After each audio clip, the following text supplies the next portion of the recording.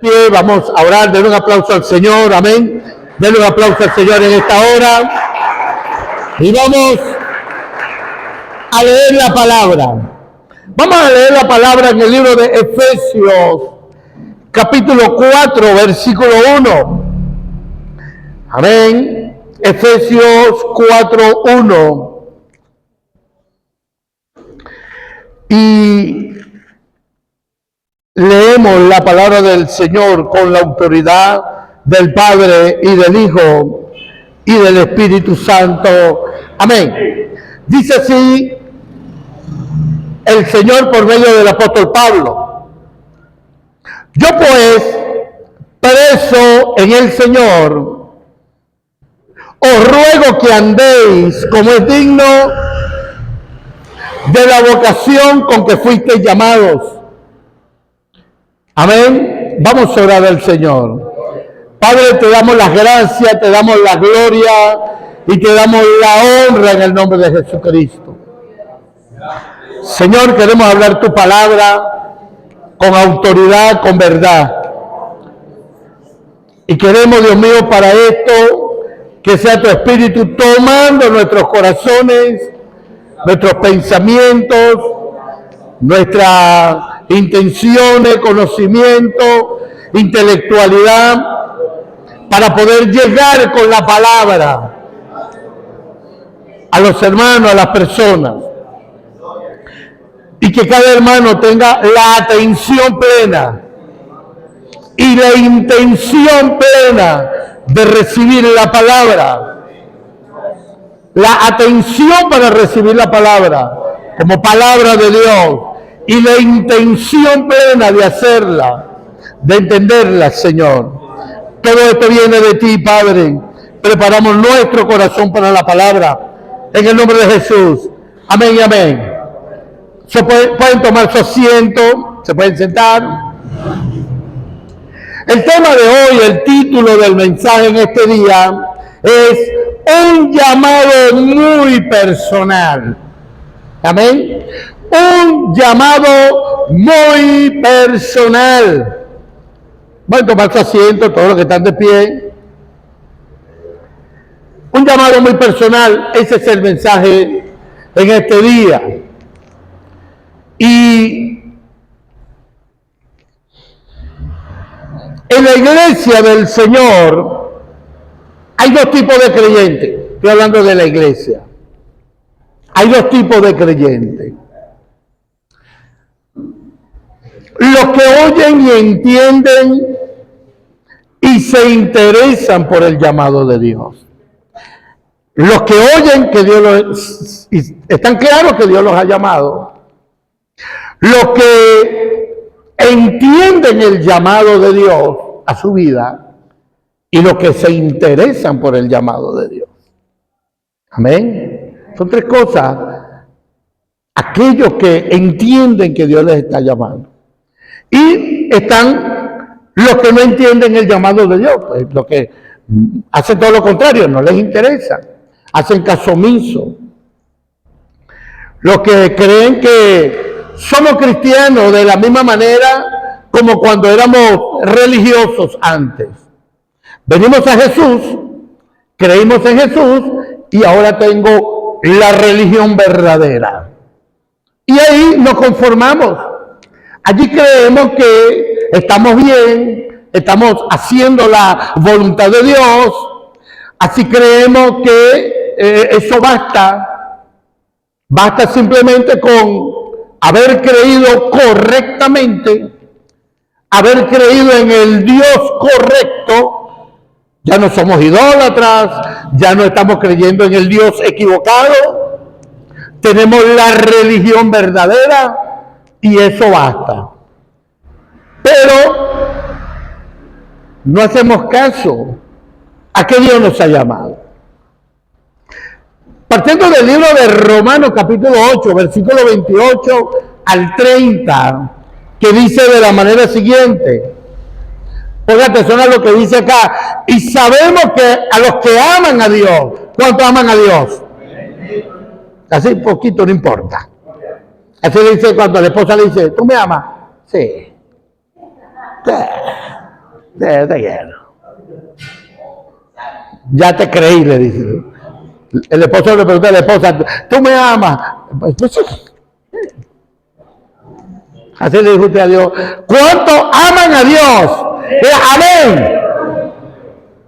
Porque la Biblia dice, si alguno no amara al Señor Jesucristo, sea anatema, que usted sabe que quiere decir, sea maldito. Amén. Entonces,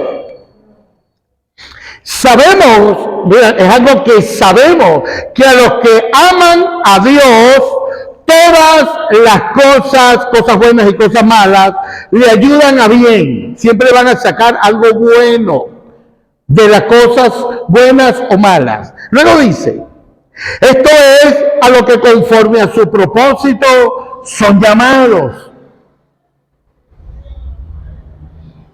Porque a los que antes conoció, también los predestinó para que fuesen hechos conforme a la imagen de su Hijo, para que Él sea el primogénito ante muchos hermanos. Y a los que predestinó, a esto también llamó. Y a los que llamó, a esto también justificó. Y a los que justificó, a esto también glorificó. Entonces, según Romanos 8:28 al 30, el Señor nos hizo un llamado muy especial, con un propósito especial y específico. Y en ese llamado, Dios ha demostrado su amor y ha provisto al mismo tiempo todo lo necesario para que en esta relación que tenemos con Dios, recuerden que la semana pasada yo predicaba un mensaje titulado Cristiano de relación o de imitación. ¿Sí? ¿Eres cristiano de relación o de imitación? Entendiendo que nuestra fe es de relación con Dios, es de una relación verdadera y sincera con Dios, debemos entender, según Romanos 8:28 al 30, que junto al llamado, Dios ha hecho toda una provisión para que nosotros permanezcamos juntamente con Él, juntamente siguiendo adelante con un propósito grande, porque dice, a los que aman a Dios, todas las cosas le ayudan a bien. Esto es conforme a lo que con el propósito de Dios son llamados. Dios tiene un propósito. Dios nos ha llamado con un propósito. Esta palabra llamado está relacionado en la Biblia con otras palabras, como la palabra elección. Por ejemplo, Dios nos eligió. Amén. O la palabra también escoger. Dios nos escogió. Ahora, para que podamos entender el llamado de Dios, entender su extensión, su poder, su propósito, no se trata solo de ser un religioso o ser un creyente, se trata de entender que fuimos traídos por Dios, fuimos elegidos, fuimos escogidos. Esto es una práctica que Dios hace desde la antigüedad. Por ejemplo, cuando Dios llama a Abraham, cuando Dios llama o escoge a Moisés, cuando Dios busca entre los hombres en los tiempos del diluvio y ve en Noé a alguien, es una selección, es la fijación de la mirada de Dios en alguien para cumplir un propósito. Sea bendito su nombre. Amén. Es como el frutero que cuando toma el guacal o el saco de frutas, del producto, vamos a suponer sea tomate, toma una caja de tomate y comienza a tomar y a seleccionar unos para algo, otros para algo. ¿Me explico? Es como cuando una persona comienza a seleccionar entre los animales que cría y dice, bueno, hoy voy a comerme este pollo, entonces comienza a aquel. Bueno, es una selección. El llamado de Dios consiste en una selección muy personal. Por eso se llama un llamado muy personal. Cuando hablamos de llamado, no estamos hablando netamente, bueno, Dios llamó al pastor Argeni para pastorear. El que tiene llamado en la iglesia es el pastor Argeni. No. Esto es para los que aman a Dios. Esto es para aquellos a quienes Dios ha predestinado, ha justificado, ha limpiado con su sangre, ha glorificado, porque aquí dice el apóstol Pablo, porque a los que antes conoció, también los predestinó. ¿Para qué? Para que fuesen hechos semejantes a su Hijo Jesucristo.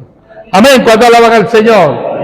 O sea, no estamos hablando de cualquier cosa, ni de entre nosotros una selección haciendo acepción de personas, sino que nos llamó para, en general, hacernos igual a su Hijo Jesucristo. Amén. Para poner en nosotros promesas conforme a su Hijo Jesucristo. Ahora, entendiendo hasta este punto lo que estoy diciendo de lo que es el llamado de Dios, ¿cuál es la importancia de este mensaje? La actitud del cristiano de hoy en general en una congregación es no entender el llamado, la actitud en general, es no entender, es simplemente creer que va a ser un cristiano, un creyente, que Dios no tiene un plan con él. De hecho, hay personas que sí están claros que Dios los está llamando y están huyendo del llamado de Dios. Y no estoy hablando del llamado a ser pastor, el llamado a ser predicador, el llamado a ser a abrazar un ministerio. Es el llamado de Dios a un propósito con su vida. Y el cristiano en general anda distraído. El cristiano en general anda desmotivado. El cristiano en general anda sin deseo de hacer nada. El cristiano en general anda totalmente desorientado en la vida cristiana. Se presenta y dice, sí, yo soy cristiano evangélico, pero no entiende más de esa identidad en Cristo, no entiende más. Entonces el apóstol Pablo le escribe a los Efesios y le dice, yo les ruego que ustedes anden, que ustedes vivan conforme a la vocación con que fueron llamados en Cristo Jesús. Entonces, en Efesios 1, 18 al 20, dice que el cristiano tiene que entender tres cosas fundamentales. Este versículo bíblico yo lo he leído muchas veces en muchos mensajes, pero este versículo genera unos principios de vida que debemos comprender. El apóstol Pablo dice, alumbrando, que él rogaba en el 17, le dice a la iglesia de los Efesios que él oraba al Señor para que el Señor le diera espíritu de sabiduría y de entendimiento en él, en el Señor. Luego dice, alumbrando los ojos de vuestro entendimiento para que sepas. Esto es algo que debe saber el creyente, para que sepas cuál es la esperanza al que Él os ha llamado. En nosotros hay una esperanza que el cristiano no puede olvidar. Aguardando la esperanza bienaventurada, dice el apóstol Pablo a Tito, la manifestación gloriosa de nuestro Señor Jesucristo. Amén. Nadie, ningún creyente debe olvidar que estamos aquí, que somos aquí, que somos del Señor. Y debemos tener el entendimiento en algo, principalmente la esperanza a la que Él nos ha llamado. ¿Cuál? Aguardando la esperanza bienaventurada, la venida y la manifestación de nuestro gran Dios y Salvador Jesucristo. Denle un aplauso al Señor. Amén. Aleluya. Lo segundo que debes saber, ¿cuál es la riqueza de la gloria de su herencia en los santos? Usted tiene herencia. Cada cristiano tiene herencia de Dios entre los hermanos, entre los santos. Y tercero, la supereminente grandeza del poder de Dios que opera en nosotros. ¿Cuál poder? El que resucitó a Jesucristo de entre los muertos. Créalo que esto es algo que la iglesia debe entender.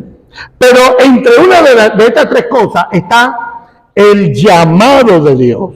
Comprender la esperanza al que Él nos ha llamado. El creyente debe entender el llamado de Dios. Ahora bien, en cuanto al llamado de Dios, hay tres cosas tres llamados que el cristiano debe atender. Tres llamados que el cristiano debe atender. El primer llamado es el llamado a la salvación. ¿Cuántos saben que son salvos? Dios está llamando al hombre a la salvación. Nosotros fuimos llamados a ser salvos. Es allí donde hay una incomprensión en la iglesia hoy, cuando se habla de que si una persona es salva porque el Señor es quien lo trae y lo salva, o por si una persona atiende el llamado a la salvación. Dios está llamando al hombre. Él dice, yo no he venido a llamar a los sanos, he venido a llamar, a sanar, a enfermos, gente que quiera venir a Él. Yo estoy a la puerta y llamo. Dice el Señor en su palabra, yo estoy a la puerta y llamo. Si alguno oye mi voz y abre la puerta, yo entraré a él. Si eso no es salvación, entonces ¿qué es?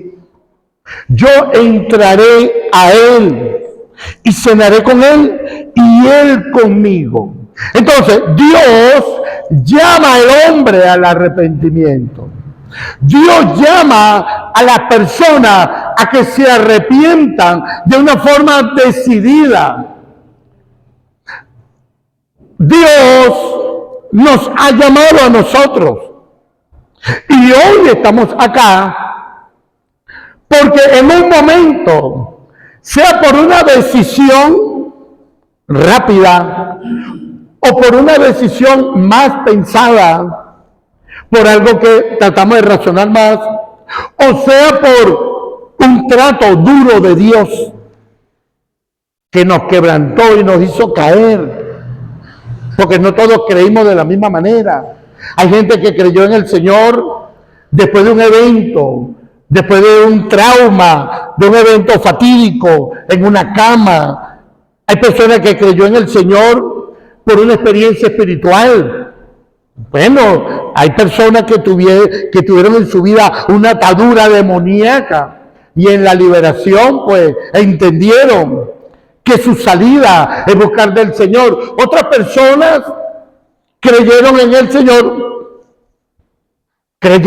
Señor Jesús, y hoy soy creyente después de haber venido varias veces al servicio y haber escuchado y decir, es verdad, yo tengo, pensarlo un poco y decir, ok, sí, yo, de verdad, yo necesito buscar a Dios. Y hay otras personas que creyeron en el Señor en el momento, vinieron un poco así y un poco distraídos, escucharon la palabra, no habían escuchado nunca y dijeron, esa es la verdad, y la recibieron. Pero de alguna forma, es una manera de atender el llamado de Dios. Es saber, es ser consciente en un momento, en un segundo o en un lapso de tiempo amplio o en medio de una situación difícil. Es entender, Dios me está llamando. Y así fueron los hombres de Dios, así fue Moisés, así fue Pablo, así fue Abraham. Así fueron todos los hombres de la Biblia. Estaban en una forma de vida alejados de Dios, en otros proyectos de la vida, en otros propósitos de la vida. Pero cuando fueron conscientes del llamado de Dios a su vida, yo no estoy hablando del ministerio, estoy hablando del llamado. Entonces se dieron cuenta y atendieron. Bueno, el primer llamado que nosotros debemos atender, y si alguno acá no es creyente, no es cristiano, déjeme decirle, el primer llamado que el hombre debe atender es el llamado a la salvación. ¿Cuántos alaban al Señor? Es el llamado a ser salvo. Vamos a decir, es como la fundamentación, es el fundamento, es el principio de la edificación de la casa, de la fe en la vida del hombre. Para que Dios pueda hacer cosas grandes y extraordinarias en su vida, el hombre tiene que atender el llamado de Dios a la salvación de su vida. Amén, hermano. Hay gente que cree en Dios. De hecho, hay inconversos que quieren caerle simpático a Dios. Hay gente que no es creyente, que entienden un poco la Biblia. Y bueno, eso es lo que yo decía la semana pasada, el cristiano de imitación. Gente que le gusta venir a la iglesia, gente que le gusta diezmar, gente que le gusta colaborar en la iglesia. Hay gente que, por lo menos acá en esta congregación, no cristiano,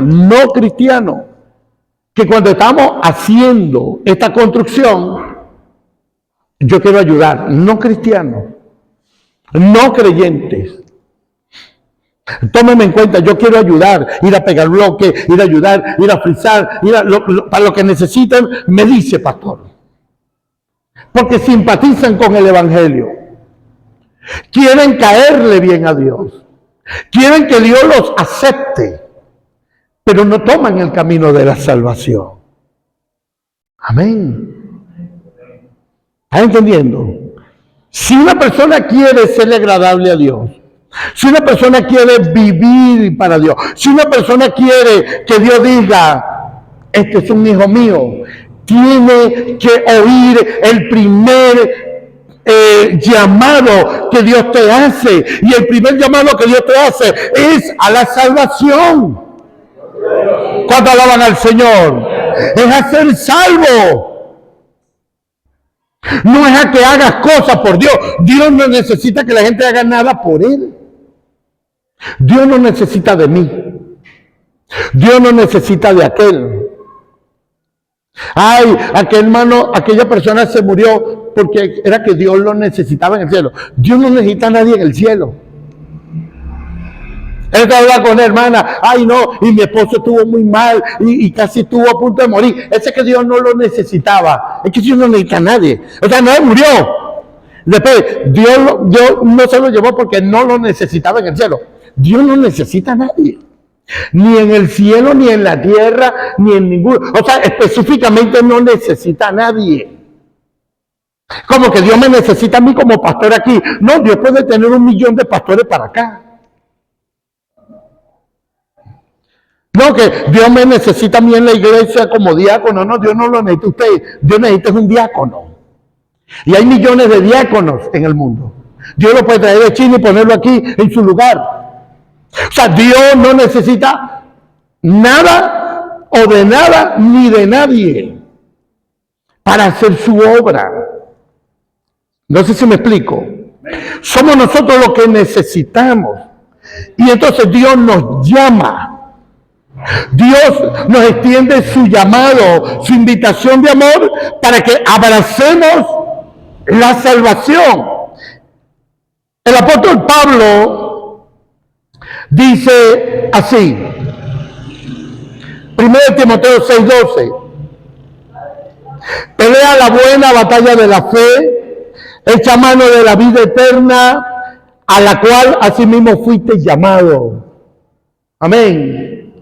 Pelea la buena batalla de la fe, echa mano de la vida eterna, para lo que fuiste llamado. Tú fuiste llamado para tener vida eterna. Y esa vida eterna es la salvación en el Señor. Amén, hermano. Habiendo hecho la buena profesión delante de muchos testigos. La profesión es la confesión que tú profesaste, que tú hablaste el día que creíste. Señor Jesús, yo te recibo como el Salvador de mi vida. Amén. Esa profesión, esa confesión pública que dijiste, yo recibo a Jesús como mi Salvador, es la atención al llamado que Dios te hizo. ¿Para qué? Para que tengas vida eterna. Es un regalo de Dios. El que te está llamando no te está engañando. Es para ofrecerte algo grande y extraordinario. Y es la salvación. Pero usted dirá, bueno, pero es un mensaje evangelístico. No, es un mensaje para la iglesia también. Cuando una persona le dice, pastor, yo estoy muy desanimado, yo no sé si pueda seguir, yo no sé si quiero ser sal, yo no sé si quiero seguir siendo cristiano, yo no sé si yo sirva para esto. No es tiempo de desanimarse, es tiempo de, como dice Pablo, echa mano de la vida eterna. No es tiempo de desánimo. Los días pasan. El tiempo está cerca. El cumplimiento de muchas cosas está cerca, amado hermano. El que se acabe este tiempo profético. Yo en lo particular tengo una convicción muy profunda y grande de que nosotros somos una generación que con nuestros propios ojos estamos viendo cumplimiento de profecías bíblicas. No puedo decir cuán cerca estamos de el fin o de la gran tribulación o de la aparición del anticristo o del arrebatamiento de la iglesia. No le puedo decir cuantitativamente la fecha, falta 1 año, 2 años, 10 años, 50 años, 100 años, no lo puedo decir, pero somos una generación que está viviendo el final de tiempos postreros. Para que alaben al Señor. No es tiempo de desanimarse. Estamos viendo cómo profecías bíblicas se cumplen ante nuestros ojos claramente. Y haciendo un conteo bíblico, si decimos en qué punto de las profecías bíblicas estamos, me atrevo a decir que estamos en la etapa de, como dice en Mateo 24, estamos como en la etapa de los dolores de parto. Amén. Cuando dice, ¿cómo que dice la frase allí? En Mateo 24, estos serán principios de dolores.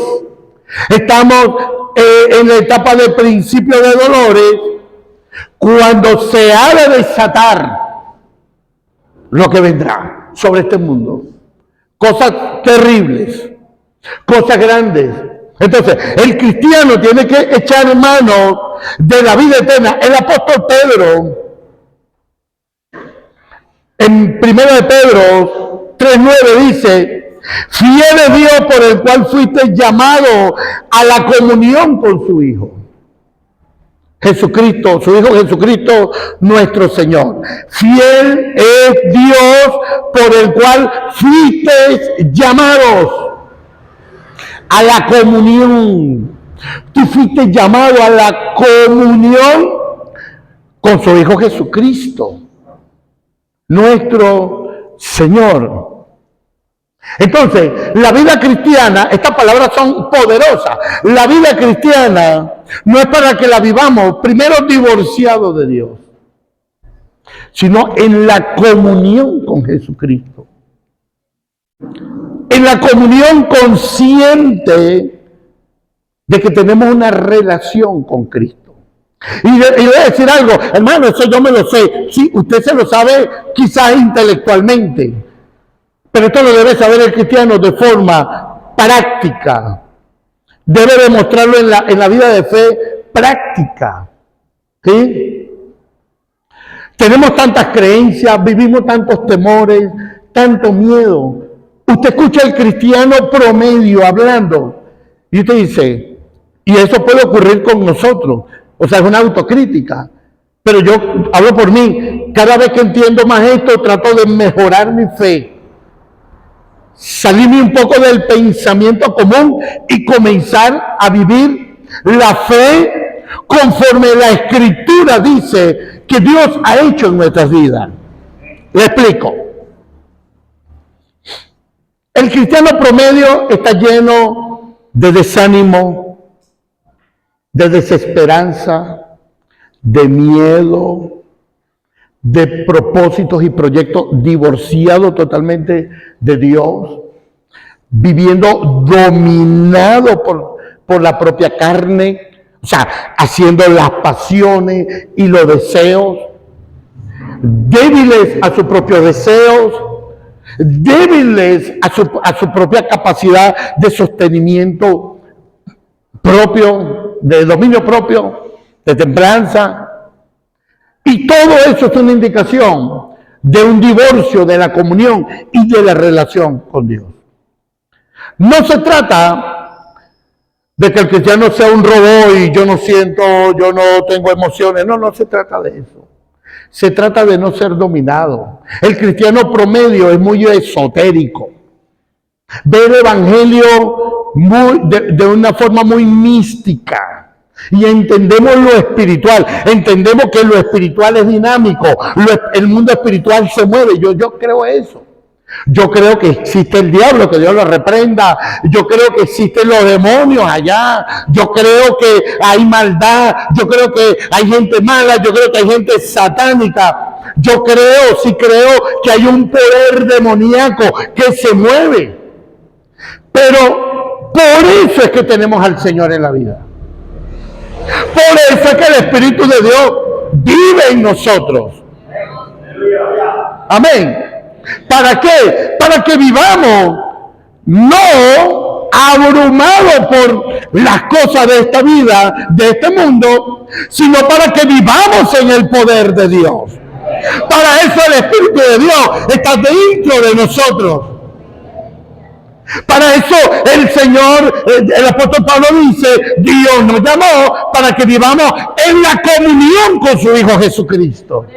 Amén, hermano. Estoy dando todo temeroso. No, me miro una bruja. ¿Qué importa que te mire una bruja? Una de las cosas incómodas de predicar y de grabarse es que uno tiene que decir cosas que a veces la gente le dice y entonces el pastor dijo eso por mí. Bueno, ¿y cómo se van a corregir? ¿Usted cree que por qué el apóstol Pablo escribió las cartas? Por lo que la gente dice, para corregir la forma de pensar, la forma de ser de las personas. ¿Amén? Así que bueno, voy a hacer una infidencia, pero por supuesto que no voy a decir lo que la persona. Pero alguien me preguntó, pastor, ¿usted cree que si uno se pone la ropa de alguien, se le pegan las influencias espirituales? Yo le dije, yo no creo eso. Pero la mayoría de los cristianos sí lo creen. De hecho, muchos predicadores predican sobre eso. No, hermano, si usted compra una ropa y era de una persona muerta y usted no sabe qué hacía, o si esa persona tenía un mal, tenía problemas espirituales, que no sé qué, usted se pone la ropa, esa persona se le va a pegar esos demonios porque la ropa está impregnada de demonios y cosas. La mayoría de los cristianos creen esas cosas.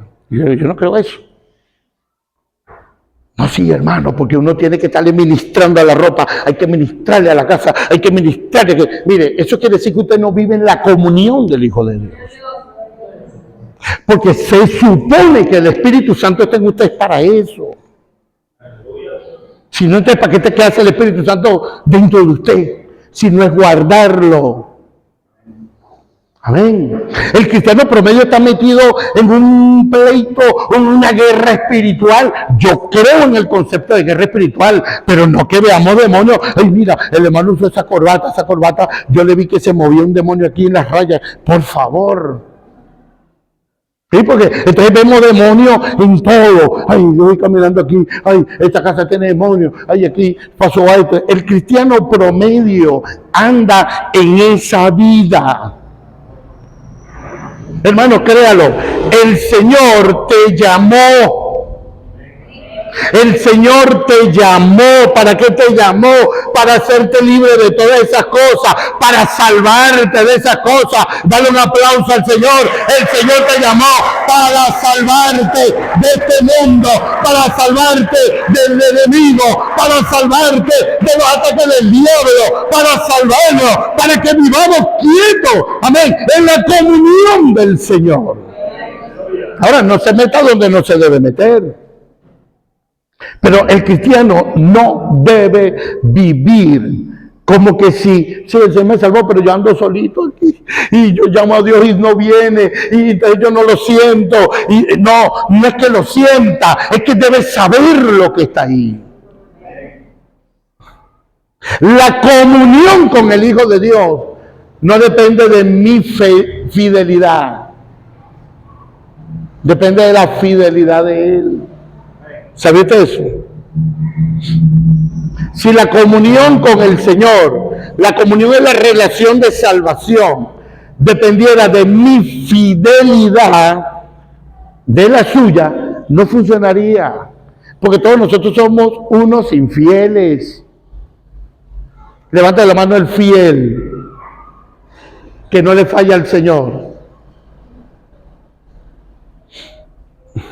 Todos somos infieles. Entonces, ¿qué dice el apóstol Pablo en 2 Timoteo 2:11? El 12.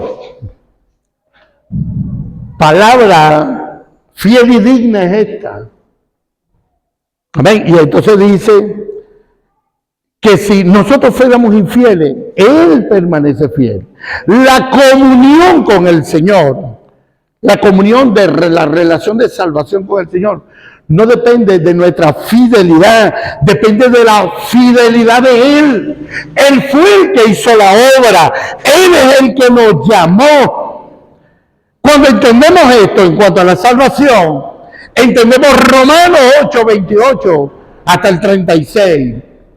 Y sabemos que a los que aman a Dios todas las cosas le ayudan a bien. Esto es a los que conforme a su propósito son llamados, porque a los que antes conoció también los predestinó para que fuésemos hechos conforme a la semejanza de su Hijo. Sigue diciendo,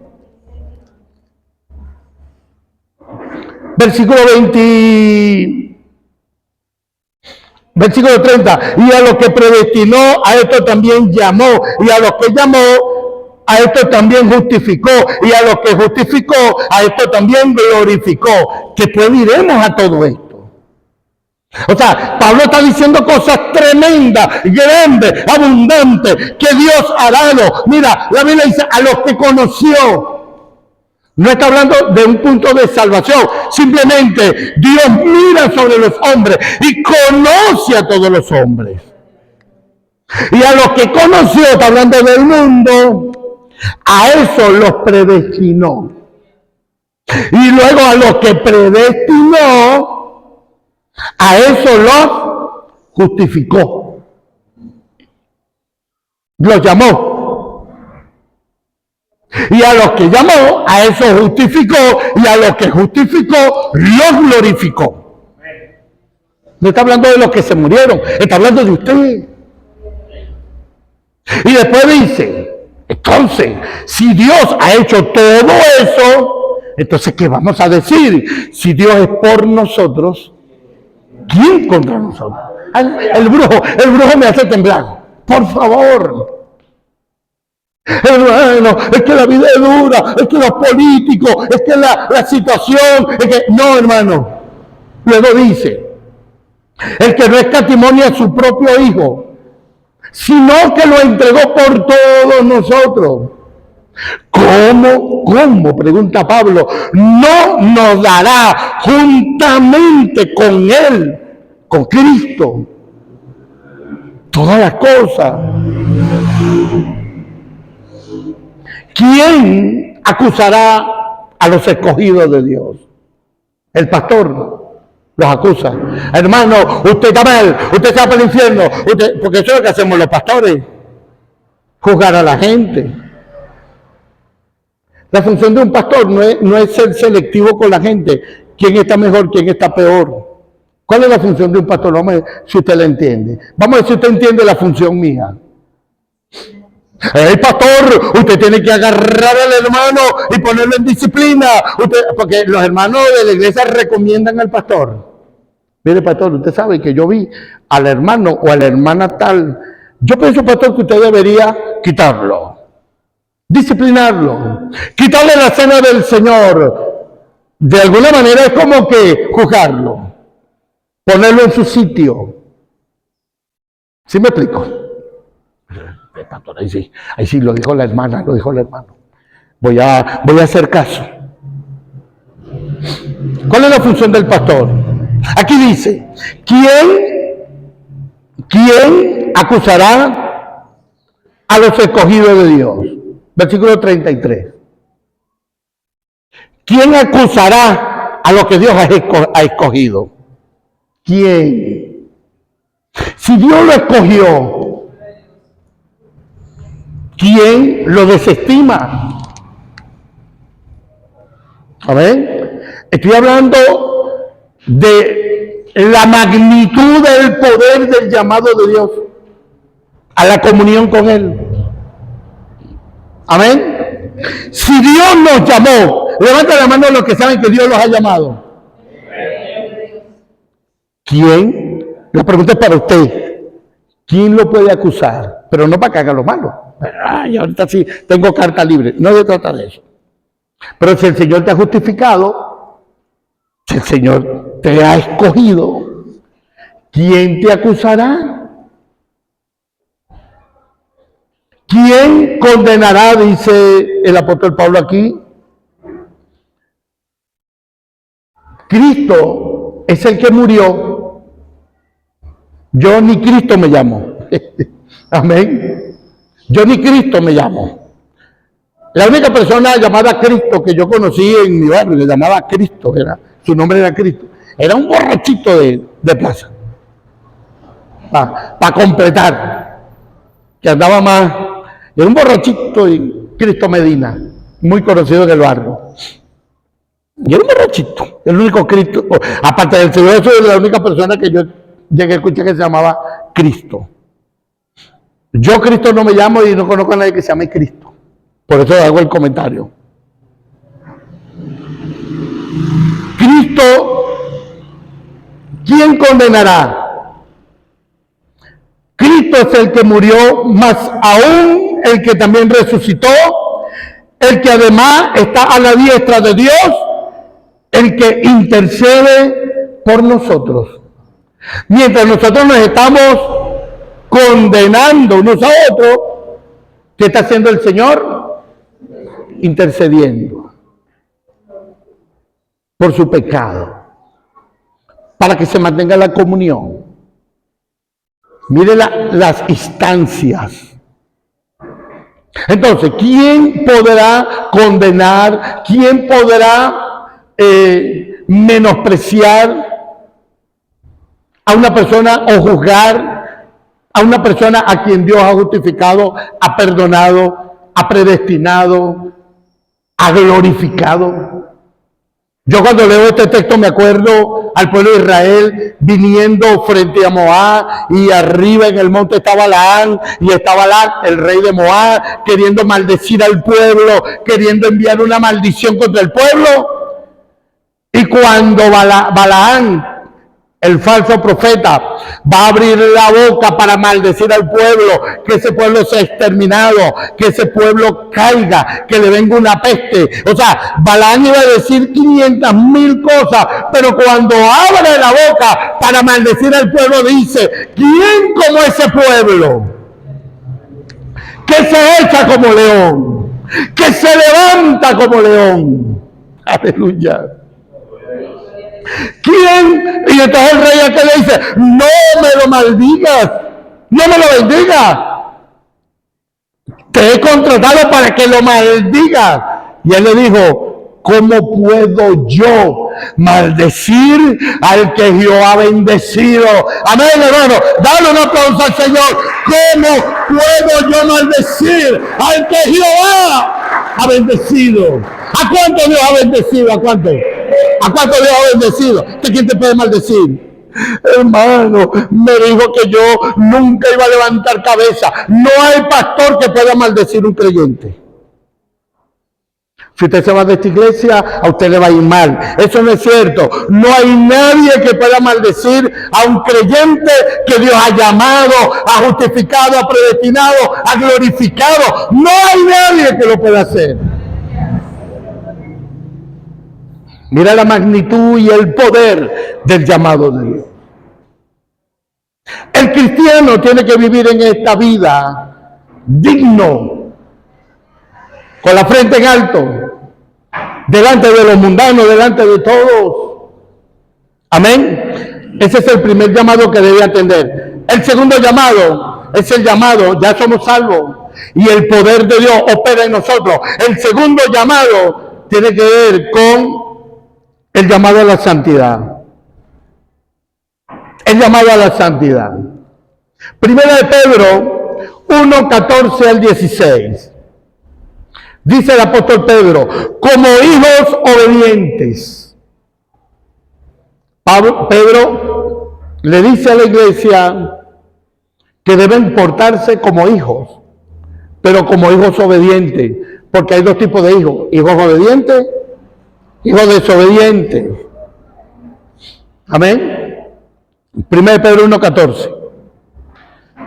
Hay hijos que son obedientes. El papá le habla: hijo, hija, y le dice la cosa, y el hijo dice: sí, papá, es verdad, papá. Sí, papá, yo voy a hacer eso. Pero hay hijos que son desobedientes, que son contumaces, son rebeldes. El apóstol Pedro le está hablando a la iglesia y le dice: pórtense como hijos obedientes.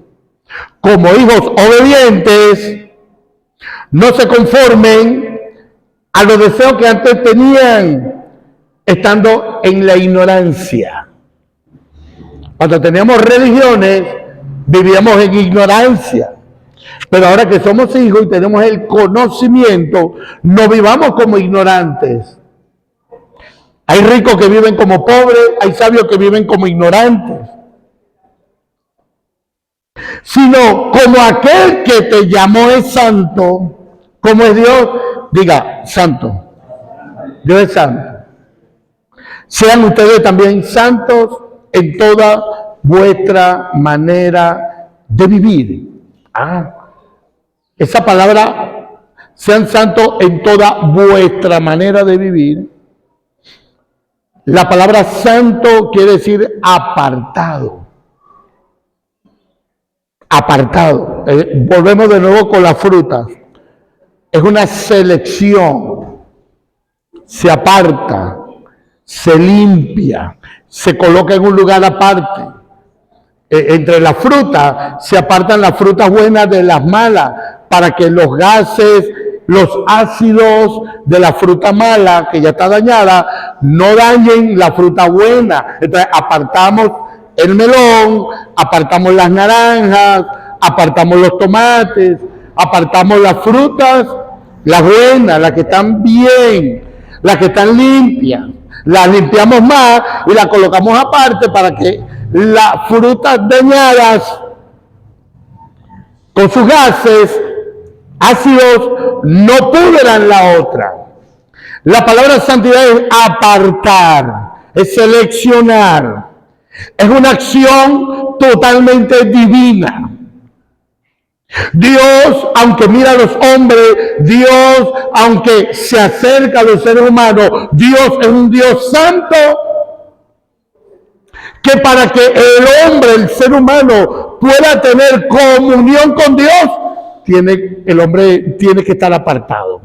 Y es Dios mismo quien lo aparta. Si usted tiene comunión con Dios, relación con Dios, si la tiene, es porque Dios en su intención divina, Él comenzó y lo apartó. Dios quiere apartarlo del mundo para que no se contamine más con el mundo. Entienda lo que es la santidad.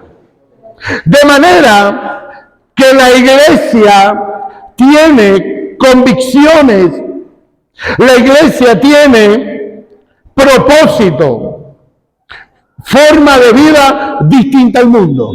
El cristiano que quiere ser igual al mundo no ha entendido que Dios lo ha santificado. El cristiano que pretende ser igual al mundo y quiere andar con el mundo es una persona que no ha entendido la santidad de Dios, no ha entendido la acción de Dios. Entonces mira cómo dice: así como el que los llamó santos, sean ustedes santos en toda vuestra manera de vivir. Ahí se abre un abanico.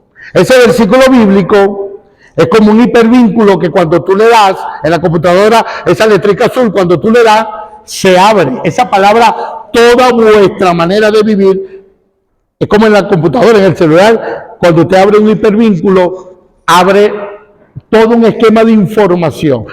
Toda vuestra manera de vivir. Lo que haces, lo que piensas, cómo vistes, cómo te comportas, cómo hablas. Es toda tu manera de vivir.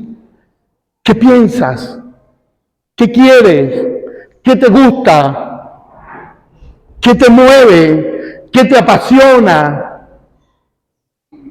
La santidad de Dios va a afectar, la palabra afectar, hablo en términos positivos, va a afectar toda nuestra vida, toda nuestra conducta. Por eso todo aquel que se acerca a Dios cambia. Amén, hermano. Todo aquel que se acerca a Dios cambia. Y cambia moralmente, cambia espiritualmente, cambia éticamente. Su forma de pensar es transformado, porque toda su forma de vivir, toda su conducta, toda su manera de vivir va a ser afectada. No existe yo por dentro soy santo y por fuera soy un desorden. No existe no hermano, yo soy santo por fuera, porque están los dos extremos. La iglesia que se transforma internamente, pero por fuera es un desastre, el creyente, y la iglesia que por fuera es la apariencia. No, porque hay que vestir así, hay que ser, tener la apariencia de un cristiano correcto, pero por dentro los pensamientos, la manera de hablar, la manera de hacer negocio, es un desastre. Amén. En las llamadas iglesias liberales, la gente tiende a mejorar mucho el comportamiento interno. La gente aprende mucho, por ejemplo, a ser correcto en el matrimonio, ser correcto en la manera de adorar. Y yo me quebranto delante del Señor. Y de verdad es una entrega total, de verdad. Yo he estado en congregaciones donde la adoración es genuina. El corazón, la gente se quebranta. ¿Ya? En las iglesias conservadoras pentecostales, el enfoque está en la apariencia. En la hermana, la falda, el hermano, el pastor, la ropa. Pero el matrimonio es un desastre. La gente no cambia. La gente no hace caso a la palabra, ni siquiera sabemos adorar. Somos un desorden para cantar, para adorar a Dios. O sea, son los extremos. No se trata de una cosa ni de la otra, se trata de toda vuestra manera de vivir. ¿Cuánto alaban al Señor? Amén. Se trata de ser correcto en el lenguaje. Vamos a hacer negocio, seamos correctos, seamos hijos de Dios, seamos hijos obedientes. Que vamos a, o sea, cómo me presento en términos moral, físicamente, o sea, mi apariencia, vamos a ser correctos como hijos obedientes. En mi manera de pensar, en mi integridad personal, en mi adoración a Dios, vamos a ser también como hijos obedientes, que es lo que dice Pedro. O sea, es la afectación de todo. Pero la santidad en este sentido que dice Pedro también tiene que ver con una palabra que muy poco usamos, que es la palabra consagración. Pablo, la palabra consagración es la decisión voluntaria y muy personal de conducirse de forma honesta, piadosa y de corazón limpio. Mira, la santidad es algo que es una virtud que comienza en nosotros por el llamado mismo de Dios. Dios nos santifica. Él es el que santifica. Dios nos santifica. Pero seguí escupiendo chimón. Sí, pero ya como hijo de Dios, Dios te ha santificado. ¿Sí me explico? Hermano, pero yo creí en el Señor de forma honesta. Yo creí en el Señor. Pero todavía tengo actitudes que, me explico, en el carácter, o todavía no he dejado esto, no he dejado aquello. Bueno, por eso es que el Señor te santifica. El ladrón de la cruz, cuando creyó en Jesús en ese momento, fue salvo. Fue salvo. ¿Ven? Pero no quiere decir que su vida cambió totalmente. Y gracias a Dios por él que se murió en ese mismo momento. Porque si le hubiesen dado, bueno, mire, bájese de la cruz y siga, él tendría que decidir a partir de allí si seguía siendo ladrón o no. Pero ya el Señor lo había santificado. Él murió en ese momento, fue salvo, siendo ladrón, siendo juzgado por eso. Fue salvo. Ahora bien, a partir de la santificación viene la consagración. ¿Qué es la consagración? La persona voluntariamente, personalmente, debe ahora dedicar su vida al Señor. Entregarse al Señor. Y en la medida en que va entendiendo la Escritura, en la medida que va siendo instruido, la persona se consagra, se entrega y la persona cambia la vida. Y cada día va tomando decisiones de ser un buen esposo, ya no es maltratador, ya no es grosero, es una persona que decide, voy a cambiar mi vocabulario, porque soy hijo de Dios. Ve, cuando el apóstol Pedro escribe aquí estas palabras, y todas lo que vengan de aquí en adelante tienen que ver con decisiones muy personales. O sea, no es algo que el Espíritu Santo lo va a producir en mí, no, el Espíritu Santo te va a dar la fuerza para que tomes la decisión, pero conscientemente tienes que comenzar a decidirlo y a transformarlo en tu mente y en tu corazón, en el entendimiento. Entonces dice Pedro, sed santos. Así como el Señor, como el que te llamó es santo, sé santo como Él. Es algo que debes hacerlo con decisión. Dice el apóstol Pablo, 1 Timoteo 2:12, y os encargábamos que anduviese como es digno de Dios, que os llamó a su reino y su gloria. Les encargamos a la iglesia que anden, eso es muy voluntario, es muy de la decisión, de la voluntad, de la parte volitiva del ser humano, de su decisión, que anden como es digno de Dios. Como es digno de Dios. Por ejemplo, el apóstol Pablo dijo, la mujer, también el hombre, debe vestir como una persona que profesa piedad. Amén. El hombre también. No, yo soy hijo de Dios. No, te parece, no sé qué parece. Bien.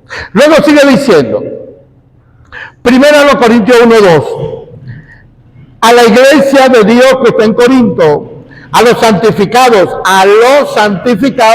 ya están santificados porque el Señor los apartó, a los santificados en Cristo Jesús, llamados a ser santos. ¿Ven? Ya el Señor los santificó, pero ahora le dice, están llamados a ser santos, como todos los que en cualquier lugar invocan el nombre de nuestro Señor Jesucristo, Señor de ellos y nuestro. Entonces, aquí hay dos situaciones. La primera situación, Pablo le está escribiendo a los que ya han sido santificados, pero que Dios los llamó para que vivan como gente santa. Esto quiere decir que voluntariamente se tienen que consagrar, entregar, dedicar, ocupar. Entregar, yo soy un hijo de Dios, yo debo vivir. Todos nosotros tenemos una vida fuera de esta congregación, una vida allá afuera, en el trabajo, donde estudia, en el vecindario. Yo salgo a conversar con mis vecinos, a veces están ahí, yo salgo, los saludo, ¿cómo están? Y conversamos distintos temas. Pero yo no hablo lo que ellos hablan, ni hablo como ellos hablan. No puedo dejar de ser un vecino. No puedo dejar de visitar, de conversar con mi vecino, porque yo soy santo, porque me contaminan las manzanas podridas. No. Yo sé que el poder de Dios está en mí. Yo sé que la gracia de Dios está en mí, que el Espíritu Santo está en mí. En mi voluntad, en mi mente, en mi pensamiento, en mi relación con Dios. Yo estoy claro que ni toda la brujería que yo tenga, ni todos los conceptos que yo tenga, no van a cambiar mi vida. Porque yo estoy claro de eso. Estoy claro de lo que creo. Y en lo que yo puedo conversar con ellos y le puedo lanzar la palabra y corregirlo con la palabra en lo que dice, yo lo voy a afectar a ellos. En tanto yo use la palabra. Porque yo creo que la palabra de Dios tiene más poder que la palabra de ellos. ¿O no? ¿O no? En mí está la palabra de Dios, y cuando yo hablo con un vecino y él dice cosas y yo le digo, sí, pero la palabra de Dios dice, yo creo, yo estoy claro que lo que yo estoy diciendo tiene más poder que lo que él dice. Porque si yo pienso que lo que él dice tiene más poder que lo que yo digo, ya estoy derrotado. No porque la palabra de Dios no tenga poder, es que yo no confío en la palabra. Que tenemos una vida, estamos entre ahí en el trabajo y los mundanos hablan, dicen groserías, dicen cosas. Yo no pasé nada por ello. Pero tampoco me puedo esconder por allá como que no los saludo, no les hablo, no les digo nada. En lo que se pueda, uno va rompiendo esa manera de ellos, entendiendo que en nosotros está el poder más grande y ellos son afectados. En algún momento tendrán que ser afectados. Pero esto se logra ¿cómo? Con voluntad, con entendimiento. Entonces el cristiano debe consagrarse, decidir a cada momento, a cada segundo, decidir cómo se va a comportar, cómo va a ser su conducta delante de los demás, delante del mundo. Amén. Esta semana que pasó, por lo menos en el trabajo, alguien lanzó una botella, se la pegó a la moto, le quebró el tacómetro y había que comprarlo. Pero la gente esperaba que yo reaccionara con grosería, que yo peleara, que yo le cobrara. No, hay que montarla y ya. ¿Me explico? Por supuesto que conversé a las personas, pero nunca me salí de mi posición. Puedo reclamar mi derecho. Mire, ¿qué pasó acá? Y la gente esperaba que yo... No. Yo no puedo salirme de mi anclaje. Primero, soy un hijo de Dios, primero que nada. Y segundo, soy un pastor. Amén. Primero, soy un hijo de Dios. Y segundo, soy un pastor.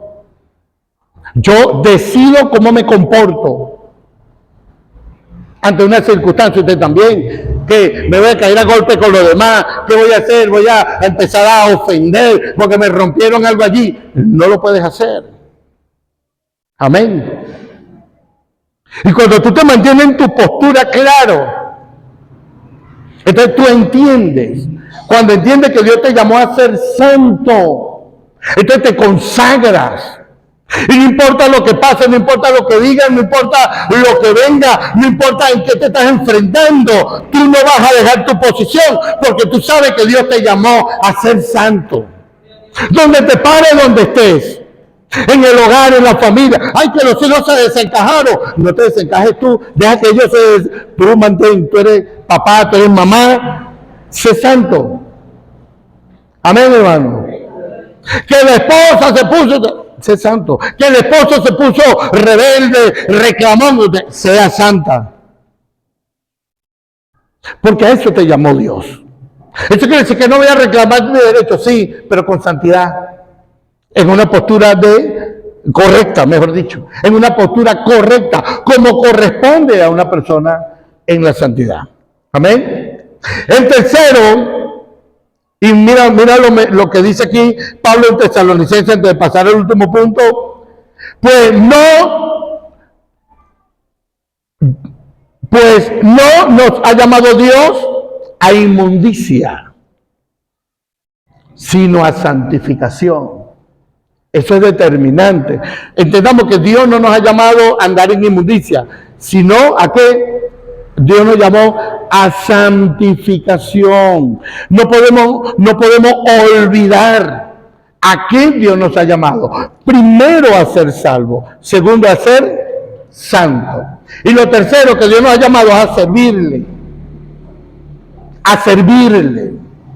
Ya aquí sí entran temas de ministerio, temas del llamado de Dios, el tema del propósito que Dios tiene con cada uno. A veces es incómodo cuando uno le toca predicar en un velorio, porque ¿qué voy a decir? La gente cree que a la mayoría de los hermanos cuando se le muere familia, vamos a hacer un culto, porque a la gente, ¿cómo le gustan los cultos? Hasta en los velorios le gustan los cultos. Y no es para enterrar un muerto si no estamos... Hay que hacer un culto. Bueno, hay que hacer, eso toca. Eso toca. Dar una palabra, un mensaje. Pero usted no sabe lo difícil que tiene que pararse delante de una persona llorando y tratar de darle palabras y decir palabras incómodas. Yo a veces digo, ¿qué pensará la gente? Claro, como usted no es que se le murió el familiar. O sea, no es agradable, pero hay que hacerlo. Alguien tiene que hacer el trabajo que nadie quiere hacer. ¿Sí? Agarrar y entonar un grito. Entonces a mí me invitaron en estos días, hace una semana, pastor, se murió alguien, yo no lo conocía, pero necesitamos un pastor para que venga a oficiar aquí. Bueno, no es pastor, voy a ir. Y fui. Y el Señor me pone una palabra en mi corazón. Esta palabra, basada en el libro de Mateo, cuando dice, la vida es más que el alimento y más que la ropa. Amén. La vida es más que eso. Para valorar la vida. Y hablaba de que no importa, lo importante no es cuánto tiempo vivamos en esta vida. Lo importante es si nosotros cumplimos el propósito por el cual vinimos a esta vida. Pon atención a eso. Todos los que estamos aquí no queremos morirnos, pero sabemos que debemos morir. Sabemos que un día va a pasar. No queremos que los padres se mueran, pero un día los padres nos vamos a ir de esta tierra. Y entonces, hablo como cristianos, lloramos desconsolados porque usted sabía que eso iba a pasar. Eso se te está diciendo de que creíste. Eso es algo que tú lees en la Biblia. ¿Sí? ¿Estamos claros en eso? Diga que sí. Ok.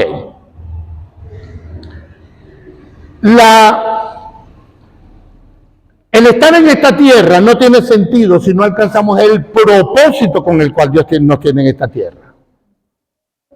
¿Sí me explico?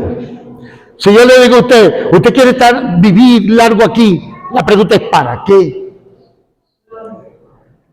Entonces, Dios te llamó para que le sirvas. Desde el día que creíste, Dios te llamó para salvarte. Ahora espera y te llamó para que te santifique, para que le sirvas. Y por ese proceso pasaron todos, Abraham, Moisés, David, Daniel, todo. El llamado de Dios para ser salvo, el llamado de Dios para ser santo, para que le sirvan. Para que le sirvan a Dios, para que descubran el propósito de Dios en su vida. No, el propósito de Dios no es que usted esté aquí sentado escuchando una predicación y pase 30 años del Evangelio y sigue la misma congregación. Dios tiene algo mucho más grande que eso. Y esto debería ser un flujo, la congregación debería ser un flujo de que la gente llega, entiende la salvación, se santifica, aprende a vivir, santifica su conducta, entiende el propósito de Dios en su vida, comienza a servir a Dios, comienza a salir, comienza a ir y va entrando gente. Es como una cadena, un círculo en la membresía de la iglesia donde no debería haber un cristiano con 40 años en la congregación. Amén. Hermano, ¿cuánto tiempo tiene? No, hermano, mire, yo tengo ahí en la iglesia, yo tengo 25 años. ¿Y qué hace usted 25 años en la congregación? ¿Qué hace ahí? Hermano, la iglesia, mire, hay congregaciones que hay gente de más de 80 años que nació en la congregación y ahí está. Nunca se ha descarriado. Es un buen creyente, tiene conocimiento bíblico, pero ahí está. La pregunta es, ¿por qué? ¿Qué hace ahí después de 70 años? Si nació en lo presentaron en esa congregación. ¿Qué hace ahí? ¿Sabe qué refleja eso? Una persona que no entendió el propósito de Dios en su vida. No entendió el llamado de Dios a servir. No entendió. Sea bendito el nombre del Señor. Que Dios lo llamó para algo grande. Nunca se interesó por nada de eso. Nunca decidió. El día que Jacqueline y yo decidimos venir a Boconó, no sabíamos a dónde veníamos. La decisión no fue fácil. Antes de mí, la propuesta era que viniera otro hermano. El pastor primero habló con un hermano y él se puso a sacar el cálculo y él se puso así como que, si yo me voy para allá, tengo 4 niños, yo me voy para allá y no, está muy difícil, no, está fuerte, no, hermano. ¿Me explico? Hermano Jenny, nosotros estamos orando y necesitamos, amén. Estamos orando hace tiempo. Amén, hermano. Y la familia, no, pero que mire, pero cómo ustedes se van a ir por allá. Y, Dios está llamando, hay que. La gente que no salió en el momento cuando yo y mi esposa decidimos hacerlo. Cuando decidimos hacerlo, la gente que no salió, allá está, en el mismo barrio, en el mismo círculo, dando vueltas en la misma cosa. Pero cuando yo salga, yo quiero cumplir el llamado de Dios. Si no lo hiciste a los 25 años, lo vas a hacer a los 60 años. Lo vas a hacer casi a los 70. No decidiste porque tenías que dejar un buen trabajo para ir a pastorear en una iglesia donde no sabía cuánto te iban a pagar. No lo decidiste cuando te nació un hijo o 2 hijos. Ahora lo vas a decidir que tiene como 20 nietos que te tienen amarrado. ¿Sí me explico? No lo vas a decidir nunca. Si el que le quiere servir a Dios está esperando buenos tiempos, tener dinero, las mejores condiciones, el mejor lugar. Habían jóvenes en mi tiempo, y no lo digo para alabarme, pero tengo que hablar. Yo sí tomé la decisión. Mi esposo y yo tomamos la decisión. Habían otros jóvenes, igual que nosotros, de la misma edad, con más potencial en nuestra iglesia y en las demás iglesias. Y nos reuníamos en el instituto. Ah, no, hermano, mira, necesitan un pastor en la Providencia, en los Valles del Tuy. Manden a Argenis. ¿Y por qué no vas tú? No, yo no. ¿Y que tú querías pastorear que, no sé, la Cumbre, en Caracas, en Antímano? Ay, no está dispuesto a ir a Tinaquillo o no quiere ir a Cojedito. No, ya, eso es muy fuerte ya. No, para allá no. Allá están, nunca salieron. Ya tienen la chivita así blanca. Hombres de 54 años, 55. O sea, de mi contemporáneo conmigo. Ahí están. En la misma iglesia, en el mismo lugar. Esperando el momento. Esperando el momento. Señores, le voy a decir algo. Dios quiere que usted empiece a servirle. ¿Cuánto alaban al Señor? Y empiece a decidirse. Y empiece a decidirlo. Vamos a leer lo que dice la palabra de Dios a este respecto. Mira cómo dice, Efesios 4:1 dice: yo pues preso en el Señor os ruego que andéis como es digno de la vocación. ¿Qué es vocación? La vocación es la cualidad que tú posees, es la inclinación que tú posees para ejercer cualquier actividad, cualquier profesión. Toda persona en la iglesia tiene una vocación. Y el apóstol Pablo dice: yo les ruego que anden como es digno de la vocación con que ustedes fueron llamados. Dios repartió sus dones dentro de la iglesia para que comencemos a servirle a Dios. No todo el mundo va a ser pastor, no todo el mundo va a ser evangelista, no todo el mundo va a salir a hacer un trabajo de alto nivel, pero todos, hermano, toda persona está llamada por Dios para servir a Dios y descubrir cuál es el propósito por el cual yo estoy aquí. Usted hoy está en este lugar y Dios le ha llamado con un propósito. Si usted es cristiano, ya abrazó la salvación. Mira, el apóstol Pablo, el mismo día que creyó, ¿cuál fue la primera palabra que dijo Pablo? Vamos a ver quién recuerda. El apóstol Pablo va camino a Damasco, se le aparece una luz muy resplandeciente, muy fuerte, y el hombre cae al piso y oye una voz que le dice: Saulo, Saulo, ¿por qué me persigue? Duras cosas, te dan cosas contra el aguijón. ¿Qué dijo Pablo? Vamos a ver quién se acuerda por aquí. Voy a ver por aquí. ¿Qué dijo Pablo? Lo primero que dijo el Señor fue, Pablo dijo: ¿quién eres, Señor? Y el Señor le dijo: yo soy Jesús, a quien tú persigues. Dura cosa te da cosas contra el aguijón. Luego, ¿qué dijo Pablo ahí? Sí. ¿Qué quieres que haga, Señor? Yo le pregunto, ¿usted le ha preguntado al Señor qué quiere que haga? No me lo responda a mí, respóndaselo dentro de su corazón. ¿Cuánto en oración le han dicho: Señor, qué tú quieres que yo haga? Eso solamente lo puede responder usted, pero se lo responde a Dios. Señor, yo te he dicho, ¿qué quieres tú que yo haga? Eso es como ponerse a la disposición de Dios. Entonces, Dios nos ha hecho 3 llamados. El llamado a la salvación, el llamado a ser santos para que de forma voluntaria nos consagremos a Dios y vivamos en esta vida diferente al mundo. Y Dios nos ha llamado para que le sirvamos. El apóstol Pedro dice, no, 1 Pedro 3:9, no devolviendo mal por mal, ni maldición por maldición, sino por el contrario, bendiciendo, sabiendo que fuiste llamados para heredar bendición.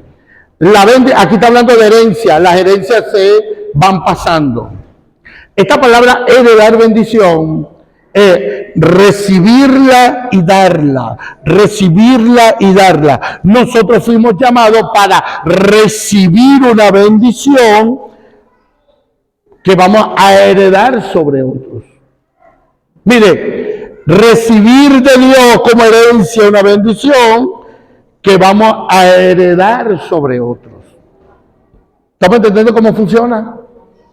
Nosotros fuimos llamados a heredar. ¿Y cómo lo vamos a hacer si no es sirviendo? El Señor dijo, da de gracia lo que de gracia recibiste. Entonces, Dios nos ha llamado, amada iglesia, nos ha hecho un llamado muy personal. No, Dios llamó a la iglesia, no, Dios te llamó a ti. La iglesia es el conglomerado de todos los que han creído en Cristo. Todos los que han creído en Cristo han sido llamados por el Señor. Y ahora dice Pablo, deben vivir en la vocación con que fueron llamados. Amén. Deben vivir en la vocación. Miren para acá ya. La vocación con que fuiste llamado. No debería haber un cristiano desalentado. No debería haber ningún cristiano por allí desanimado. No debería haber por allí ningún cristiano desorientado. No debería haber por allí ningún cristiano decaído o un cristiano que no tenga nada que hacer. Todo cristiano debe estar consciente de que Dios les ha llamado, de que Dios está con él, de que Dios quiere hacer cosas grandes y extraordinarias en su vida, pero debe atender al llamado de Dios. ¿Cuántos alaban su nombre? Denle un aplauso al Señor y le invito a ponerse de pie. Aleluya. Le invito a ponerse de pie. Vamos a orar.